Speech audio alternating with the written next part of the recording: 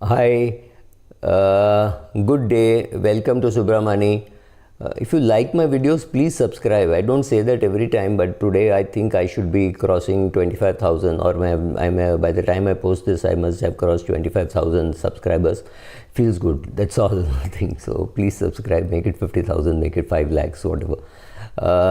So there are some important lessons that I've learned on my journey to becoming an investor, and that is very different from what people think. So I'm sure I'm going to get a lot of comments saying, oh, you can say this but we can't do this kind of stuff. So some of the lessons which you need to know about when you become a full-time investor or you decide to retire. So first thing is money gives you a lot of power because it gives you a lot of choice. I keep saying this, but financial freedom actually for me has meant I can choose with whom to work, with whom not to work, how much to work, in which field to work, how much to charge, whether to do free work, how many vacations to take, everything. All that gives me a choice because how I run my household expenses is from my dividend income.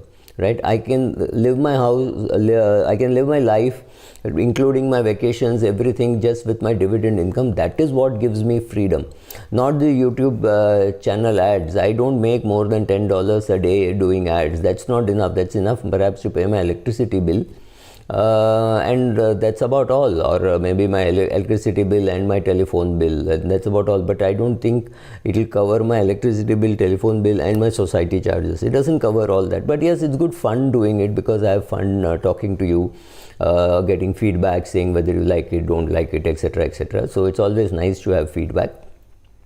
So first is money gives you power, not consumption, because a lot of people keep asking me, what is the point in being financially free if you want to lead a simple life, or something like to that effect. I mean, why are you not driving a Ferrari if you can afford a Ferrari?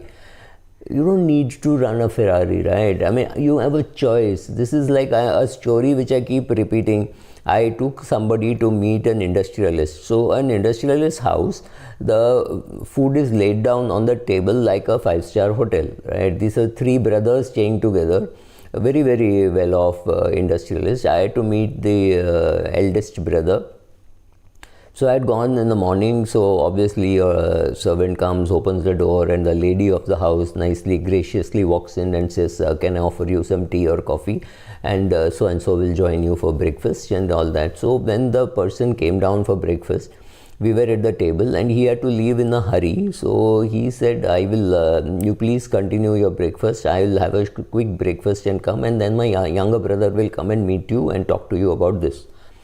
So that was fine, and there was a huge variety, or not like a 5-star hotel, but like a 4-star at least. There were fruits, there was fruit juice, then there was North Indian, South Indian, idli, poha, paratha, 3-4 items were all there.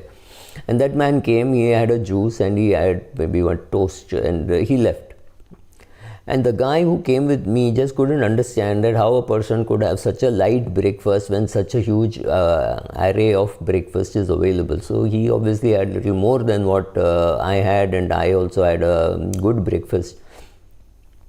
So the choice is there. Yes, you are an industrialist, you have a lot of money, you can have a sumptuous breakfast, you can have bread, you can have omelette, you can have paratha, you can have poha, you can have upma, you can have idli. Yes, the choice is there. It does not mean you will eat everything, because I have found that whether it is dealing with food or dealing with money, simplicity is what helps. So for me, when I go into a Udupi hotel, it's one rava masala dosa. Absolutely brainlessly, I can order that, eat it, and then I don't have to worry because I can't eat more than one item. So that's it, end of life. So simplicity. Money is about being simple. It is not about saying, oh, now I can consume more, so I will consume more. No, by the time you realize that consumption is not giving you pleasure. Yes, you have money in the bank. Yes, you can do simple things. You can do simple things more. You can take more breaks. Whatever you enjoy, you can do. You can maybe, I know a friend who took all his parents, uncle, aunt, everybody, put them in a bus and took them on a pilgrimage. He paid for the whole thing, did not expect them to pay, put them up in decent hotels. right? He incurred those expenses, so that is what gave him pleasure. He could have used that money and bought a new car or upgraded his car, but this gives him more pleasure, so he did that. So I think my understanding that money is about fun and money is about power to do what you want to do rather than what you must do. That is what money does, and you have to be simple to be financially free. If you're very gadget crazy or travel crazy, expensive travel crazy, luxury travel crazy, then your ability to estimate how much you need itself takes a hit. So be careful about even your estimating, because the estimation may be completely wrong. So I don't think more money is so much about buying things and consuming and luxury items than about freedom of choosing how to work, how much to work, what kind of work to do, whether to start a new business, whether to fund your children starting a new business, whether to fund a friend starting a new business. All those options are available. Doesn't mean you will exercise all of them. You may not want to fund a new business unless you're very confident of that person, right? So just how do you achieve that? So first step is, what is financial freedom, or how does financial freedom look?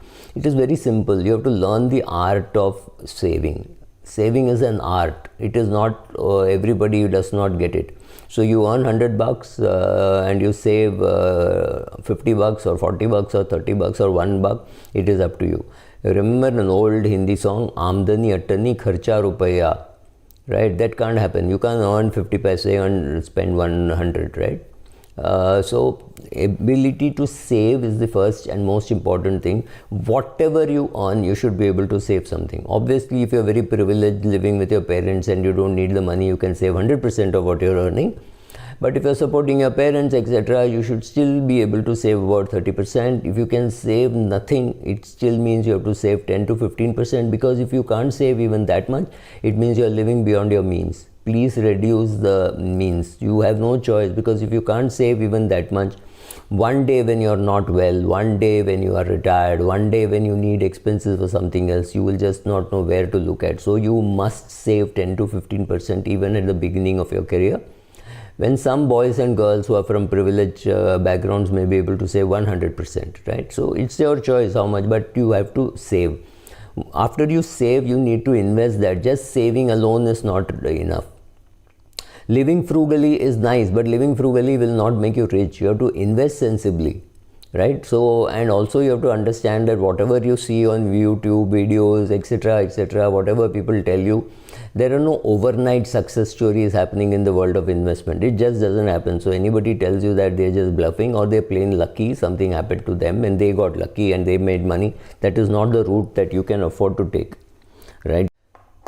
The skill is in being able to convert small amounts of money which you are earning on a regular basis, invest it regularly and convert that into a big amount of money.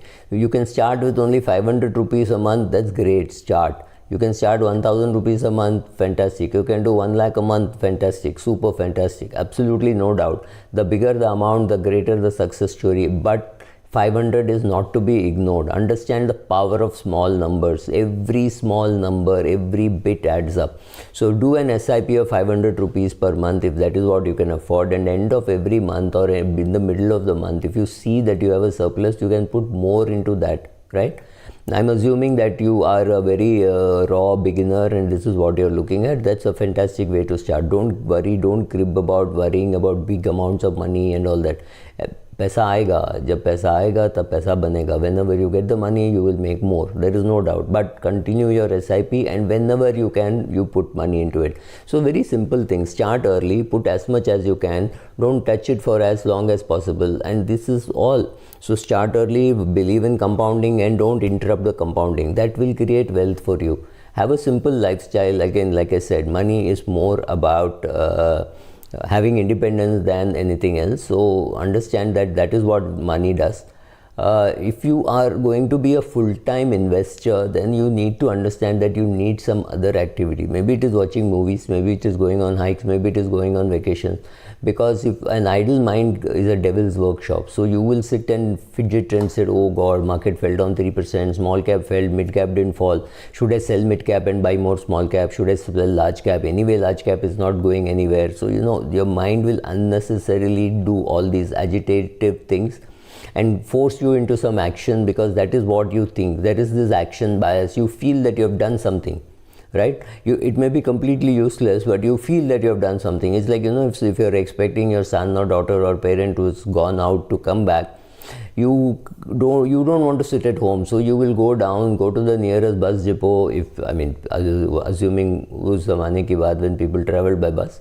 Nowadays people don't travel by bus, they travel by auto, Ola, Uber, things like that. So whatever, so you will go down to your building, pace up and down, wait for that person, and when that person comes, you will be relieved, and you will first perhaps say, oh thank God I'm relieved, or shout saying, couldn't you have told me, that kind of a thing, because you feel you did something.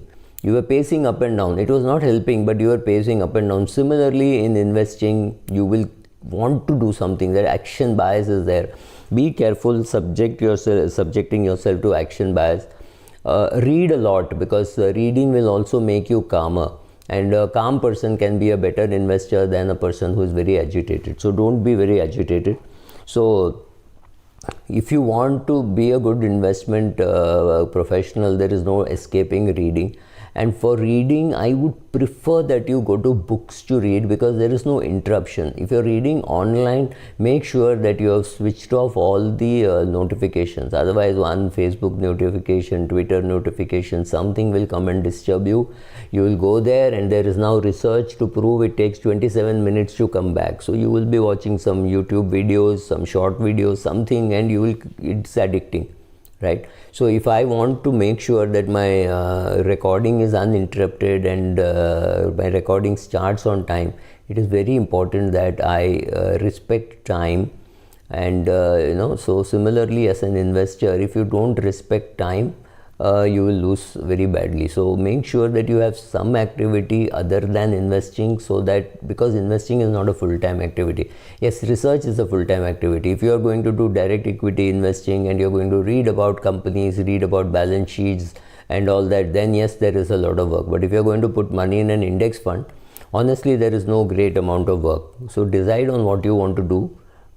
Based on that, you could do any of these things, but remember, unless you do all these things, you can't be a successful investor. Thank you.